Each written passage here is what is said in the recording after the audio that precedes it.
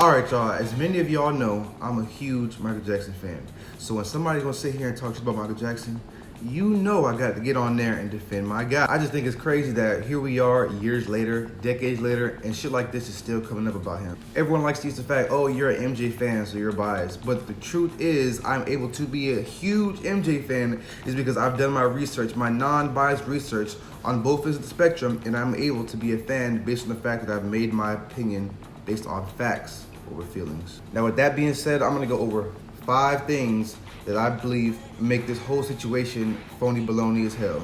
First off, there was an FBI investigation on Michael Jackson for over 10 years. An FBI investigation, and they couldn't find anything in 10. Pretty crazy enough that this whole thing is based off of feelings instead of facts. There's no evidence, there's no concrete hardcore evidence that can incriminate him. And to even further back up the fact that there's no concrete evidence on him, he went to trial in 2005 and beat it. He was not convicted of any of that bullshit that they were trying to convict him of. So that automatically tells you right there that he was tried by some pretty hard prosecutors and he came out innocent. Number 2, people like to ask the question, oh, well, why did he pay all this money in 1993? But what people don't realize is when you have situations like this, you have a criminal side, then you have a civil side. So you have to go to court for 2 separate occasions.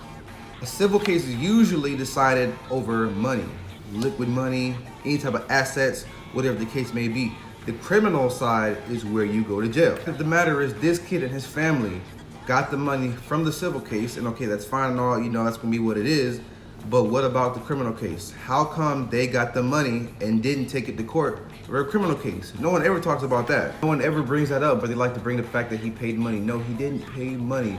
A criminal case, you can't pay money to get out of a criminal case. If you are convicted of a criminal case, you're going to prison. No amount of money can get you out of that. That's just the law.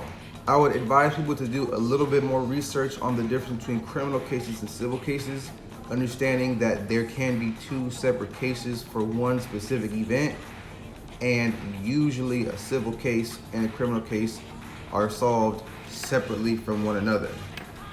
A lot of times.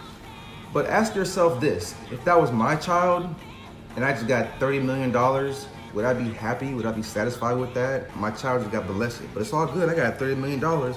I ain't worried about that. Hell no, man. If that was me, I would want that person to rot in prison for the rest of their lives. Something just don't add up. Number 3, if you've actually looked at the documentary and done your research to see if there is any kind of weight being said about any of this shit that's in the documentary, you will see that there's so many plot holes, like the train station. I don't even think I really need to go in depth with that, but there were specific events that were said to have taken place which couldn't have taken place based on the fact that other events hadn't taken place yet. James Savechuck in that documentary said that molestation on his end took place at a certain time at a train station, but these specific dates don't really add up to the timeline of a train station being there because the train station wasn't there during that time slot. I get it, I'm a nurse, I'm a healthcare professional, okay? I understand that certain type of traumas are hard to come by. You know, people deal with them differently, okay? So there may be certain things that you might get wrong. But for me, it's a little different when you're trying to sue an estate of someone who's not even here anymore for millions of dollars. You're a grown adult now. You're giving very specific events for a very specific accusation. Like, I give you a little bit more weight on your shoulders. I think you need to be a little bit more responsible. And the fact that they weren't responsible, that's just a big plot hole to me. Number 4, it was said in that documentary that James Savechuck was approached by Michael Jackson himself and begged him, can you please get on the stand and testify, all that bullshit.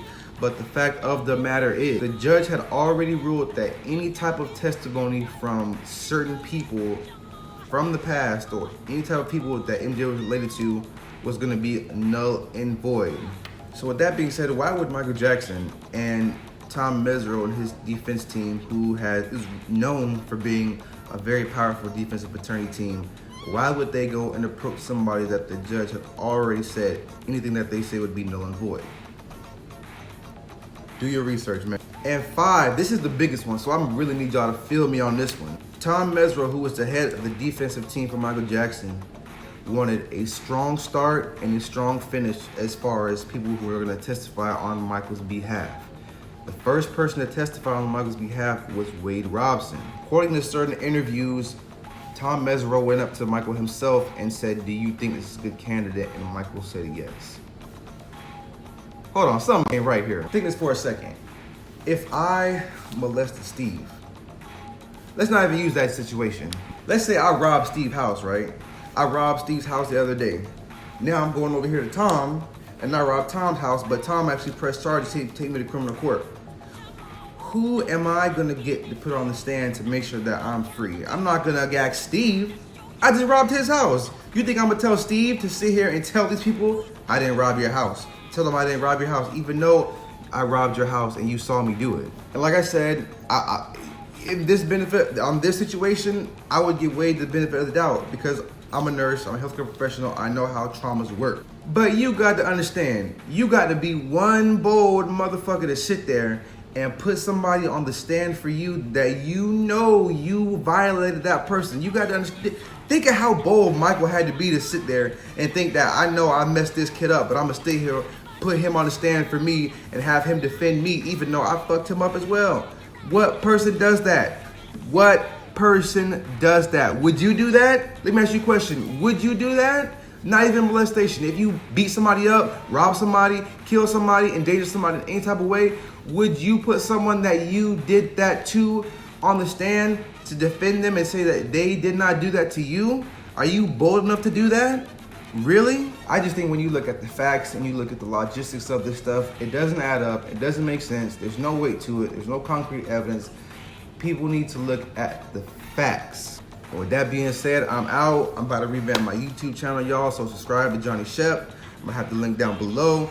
Follow me on Instagram, The Bad Nurse 1. It's going down. I got dance videos. I got talk videos. It's going down 2021, baby. We revamping everything, y'all. Stay motivated, do it big.